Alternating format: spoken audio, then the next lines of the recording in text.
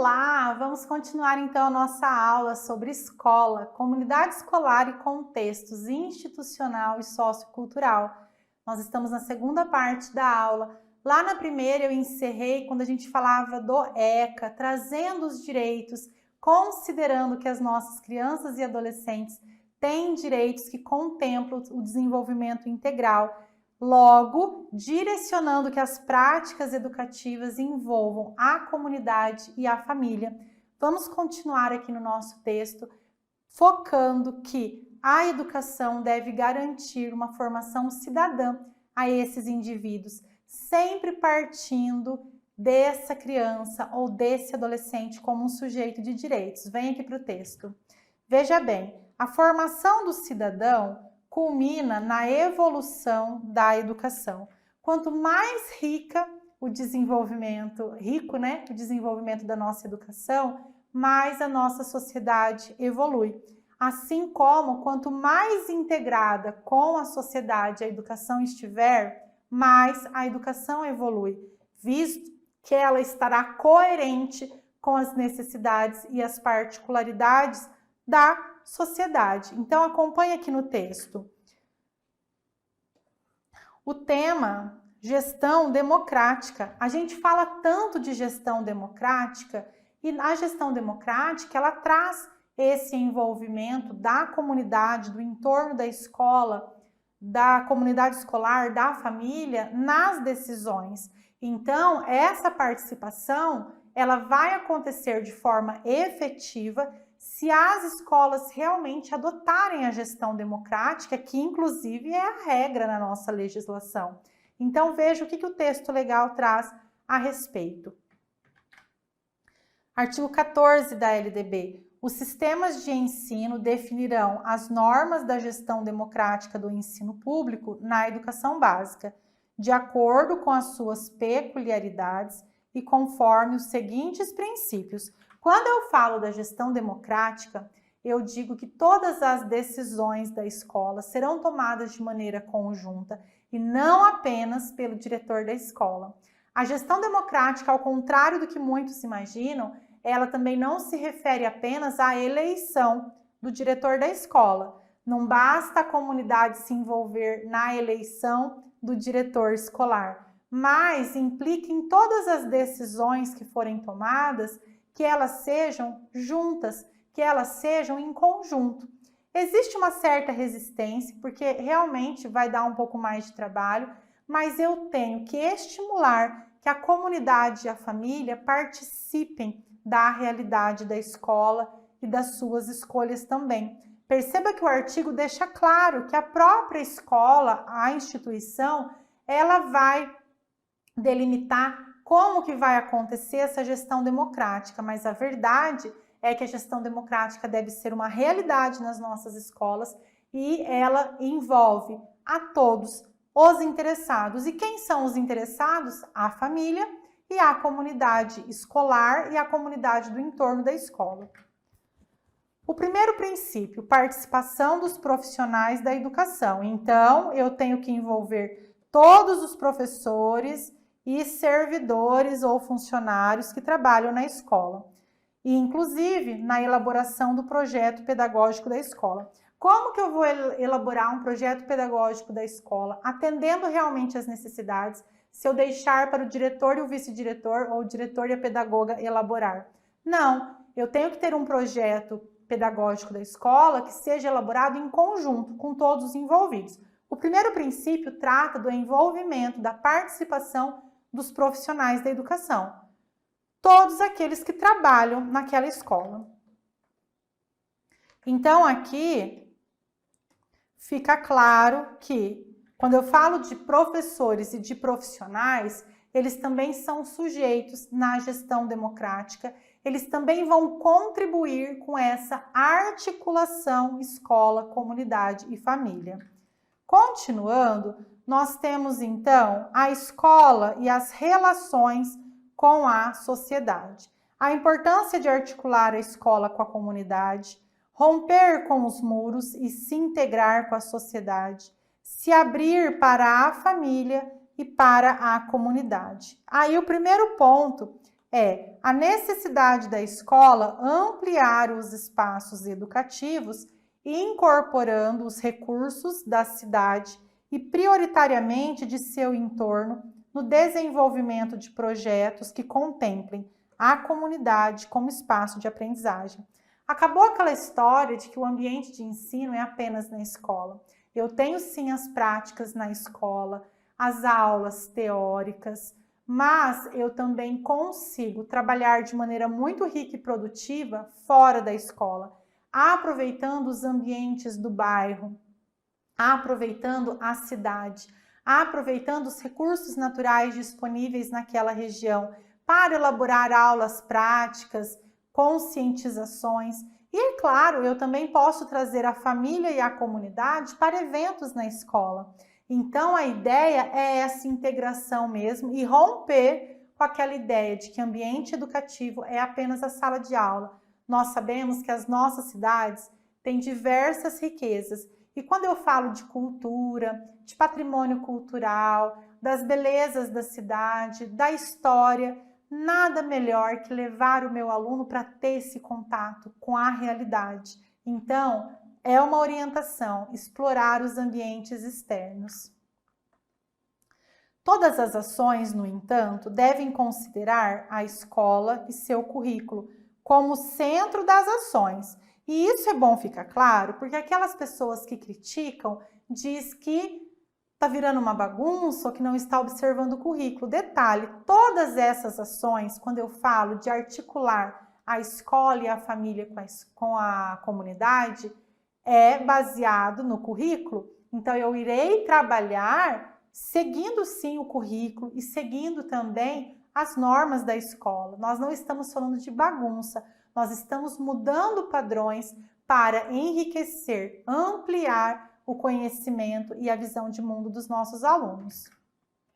O foco é a comunidade, tudo aquilo que está no entorno da escola, como a família, mas não somente a família. Eu tenho que envolver a família, os trabalhadores da região, comerciantes da região, os espaços públicos e privados, os espaços onde as pessoas vivem, ou seja, tudo aquilo que possa enriquecer o currículo. Um exemplo, o projeto Escola Aberta. No estado de São Paulo, nós temos esse projeto Escola Aberta. Então, é um momento em que a escola se abre para receber a comunidade, seja em práticas de lazer, práticas de educação, trazendo a comunidade para mais perto da escola. Veja aqui, a escola se abre nos finais de semana para ações de cultura, lazer e esporte, para a participação da comunidade. Porque você consegue perceber que às vezes a gente vê a escola como algo tão isolado e que a comunidade nem sabe o que está acontecendo? Então, a ideia é realmente haver essa participação, uma troca. A comunidade vai para a escola, mas a escola também vai para a comunidade. Não se pode, olha isso aqui novamente, não se pode ignorar o currículo da escola, como se não houvesse conexão com a escola. Currículo e escola, eles devem conversar. As atividades precisam fazer parte do currículo da escola. A gente vai observar o currículo, mas nada justifique eu trabalhar com textos tão longínquos e isolados dos nossos alunos, sendo que eu tenho uma realidade própria para se trabalhar e que isso valoriza o aluno, se torna muito mais interessante, ocorre uma aprendizagem significativa quando o conteúdo trabalhado realmente faz parte da vivência desse aluno. Então, é essa exploração que nós temos que fazer. A articulação entre escola e comunidade, ela se dá em 3 níveis ou 3 movimentos. Depende do autor que você for estudar. Então, vai falar do movimento para fora da escola, do movimento para dentro da escola e do movimento do protagonismo dos estudantes. O protagonismo dos estudantes é a chave de todo o processo, porque tudo aqui é justamente para contribuir com a formação desse estudante. Ele é o protagonista, ele é o nosso foco. São movimentos diferentes, mas complementares. Então, nós temos que entender aqui que são movimentos diferentes, mas um complementa o outro, trazendo a riqueza para a educação. Primeiro, nós vamos falar do movimento para fora da escola, que seria a educação comunitária. O que eu chamo de educação comunitária, nós podemos entender o seguinte: entender o bairro como um espaço de aprendizagem, onde o entorno da escola é objeto de estudo. Um exemplo, projetos sobre acessibilidade, educação ambiental no bairro, saneamento, etc., tratando de temáticas sensíveis à população local, relacionados à temática da cidadania, fazendo então com que espaços da comunidade sejam espaços de aprendizagem e que, inclusive, a escola possa levar conhecimento também para a sociedade. É um movimento para fora da escola, mas onde os alunos também aprendem muito. Aqui na educação comunitária eu posso trabalhar ética, valores, saúde, trabalho na escola, valorizando o ambiente externo, ou seja, o lado de fora da escola. Aqui eu muito valorizo o aluno, uma vez que eu posso colocá-lo à frente dessas práticas. Então, ele é obrigado ali a estudar, mas ele também tem um senso de pertencimento maior, uma vez que ele vai falar com a sua comunidade. Então, há um engajamento. É muito importante aproveitar esses momentos com os nossos alunos. Dá também para realizar trilhas no entorno da escola. Ainda que exista uma resistência acerca do tema, é muito válido tal prática. Nós podemos ver temas específicos e realizar trilhas na comunidade. Às vezes há uma resistência dos professores, porque realmente há um trabalho em gerenciar essas crianças ou adolescentes fora da escola, porque eu preciso mantê-los em segurança, mas é uma questão de organização e, claro, de também contar com o apoio da comunidade e da família, porque é possível membros da comunidade e da família acompanhem nesses movimentos, nessas práticas. É uma forma dos professores também conhecerem o entorno da escola, visto que muitas vezes eles não moram no bairro, só vão lá para trabalhar. E é outra resistência. Às vezes nem o professor conhece como que ele vai trabalhar algo para a aprendizagem do seu aluno se ele mesmo nunca saiu ali da escola. Então, é mais uma oportunidade de trazer um membro da família de um dos alunos ou da comunidade para trabalhar junto. E aí ele também vai aprender. Então, todo mundo ganha. Aí nós temos o outro movimento, que é o para dentro da escola. Dinamizar as aulas, trazendo a realidade do entorno da escola para dentro das disciplinas. Pegar o que o aluno viu lá fora, a realidade, para se trabalhar nas disciplinas. É muito rico trabalhar para fora da escola, uma atividade dinâmica, mas eu também tenho os conteúdos que serão trabalhados dentro da escola. E aí eu posso aproveitar as realidades, temáticas vividas fora da escola, e inseri-las nas disciplinas.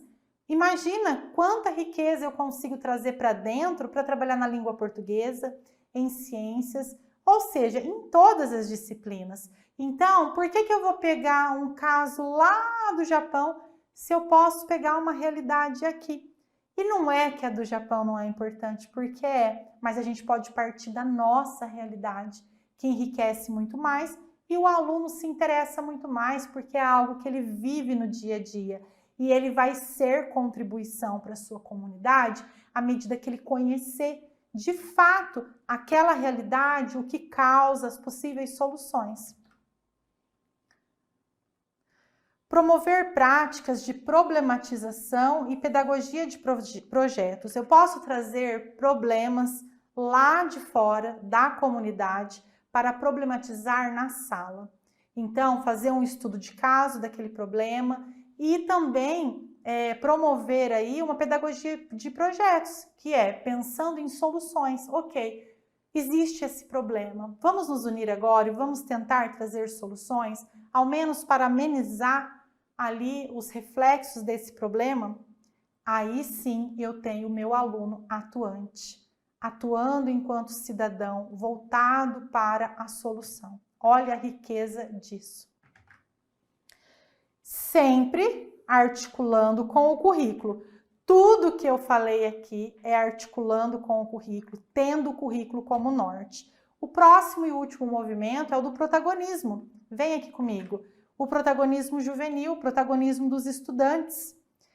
Tanto em seu projeto político-pedagógico, como em seu planejamento institucional, a escola precisa considerar a realização de projetos e ações que, ao mesmo tempo, promovam o acesso aos bens culturais exigidos pela sociedade contemporânea e garantam uma formação política aos jovens, de modo a lhes permitir participar da vida social de forma mais crítica, dinâmica e autônoma. É para isso que eu tenho que formar indivíduos críticos, reflexivos e autônomos. Eu tenho que promover uma formação política. E quando eu falo formação política, eu tenho logo que lembrar de cidadania. Eu estou formando cidadãos, então pessoas que tenham conhecimento dos seus direitos, mas que também tenham conhecimento dos seus deveres, que tenham responsabilidades e compromisso com a sua comunidade. Então, a ideia é ter esse aluno como centro, de forma que todo o planejamento se volte para a sua realidade, as suas necessidades, mas também para a sua formação. O que eu quero é que ao final da formação, ao final da educação básica, eu tenha indivíduos autônomos, indivíduos críticos e reflexivos, que vão também contribuir com a sociedade. Exemplos de atividades que nós podemos trabalhar para promover o protagonismo do estudante. Campanha de limpeza da sala de aula para garantir a sala mais limpa da semana. São atividades de cidadania. Então pensa comigo, promover uma vez por semana aquela campanha da sala de aula limpa e depois fazer no estilo de um campeonato, ver qual sala de aula foi a mais limpa. Atividades como essas não denigrem em nada o nosso jovem estudante, apenas o desperta para um senso de responsabilidade e também a competição, além de colaborar com a escola. Engajamento dos alunos nos projetos, dá também para realizar boletins, murais, jornais da escola sobre questões sociais e cidadania, boletins sobre ética e cidadania, peças de teatro, recreio permeado por música e dança da cultura dos alunos. Então dá para levar toda essa dinâmica de forma muito leve, sempre valorizando o aluno. Eu não vou colocar a música no recreio, a música que o diretor gosta, mas sim aquela que faz parte da cultura dos nossos alunos. Permitir que esse momento do recreio seja realmente recreativo, seja realmente um momento para ele ali curtir aquele momento com os colegas, seja com música, com dança, ofertar peças de teatro de forma que os alunos se organizem e participem de forma engajada. Então, é dinâmico. Esse processo é criticado muitas vezes, porque, é claro, é todo dinâmico, dá trabalho, mas se volta para a formação desse estudante enquanto protagonista, e não mais aquele estudante que só ficava ali sentadinho atrás de uma mesinha ouvindo e que não se expressava e que também não contribuía com o externo e nem recebia mais contribuição do local ali onde vive. Então, é mudar as percepções para que realmente aquele sujeito de direito seja valorizado. A educação comunitária, ela contextualiza a escola com a realidade do aluno. Por quê? Todo o aluno está como centro, mas tudo que gira em torno dele faz sentido porque faz parte da realidade dele. A escola consegue contextualizar nas práticas da escola, nas práticas educativas, temáticas que são envolventes para esse aluno porque pertencem à realidade dele. A escola integra no currículo e nas suas atividades a cultura do aluno e sua realidade, tratando também dos problemas sociais do entorno da escola. Essas iniciativas mudam as perspectivas da escola, além de possibilitar a reflexão sobre a prática por parte dos professores. Quando eu trabalho a partir dessas práticas, a escola se torna muito mais interessante para o aluno.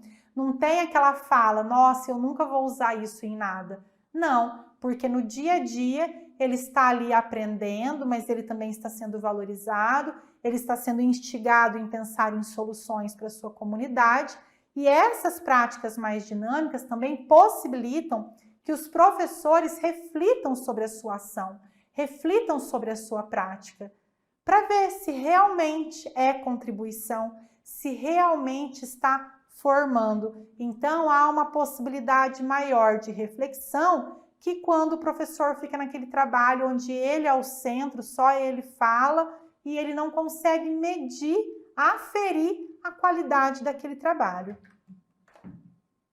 E aí, então, nós vamos para as nossas questões.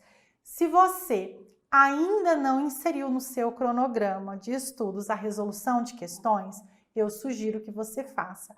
As questões, elas são muito importantes porque você treina o que você estudou, você estuda novamente, porque a cada questão é uma oportunidade de você estudar.